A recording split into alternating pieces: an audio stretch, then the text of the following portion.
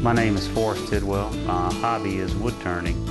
I got started about 10 years ago when my father-in-law gave each child in the family a lathe for Christmas, and that's what sparked my interest. I did no turning prior to that, but soon the bug bit me, and it went from that to turning bowls that win blue ribbons at the county fair.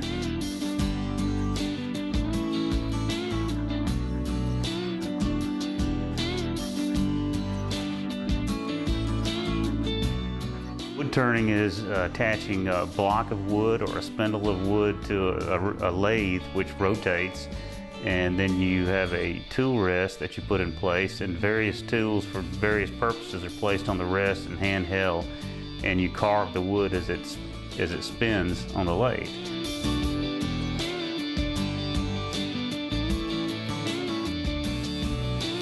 A segmented bowl is made from cutting small strips of wood and gluing them together in a ring, and then you have multiple rings with different diameters, and you glue those together and then turn that on the lathe. And that saves money, because if you like I like the exotic woods most of all, the African and South American woods, they're very expensive, but if you had a solid piece of wood and you turned it on the lathe, most of the wood ends up on the floor. The bowl, the finished product, is just a small piece of that wood. But if you use the segmented rings, you use a lot less wood to get your final result. So you can use more expensive wood, do projects with that you couldn't afford to if it was a solid blank. All of my boys like to play on the lathe some. A couple of them have done bowls, and my middle son, Ben, likes to do the pins, and he's become quite accomplished at that.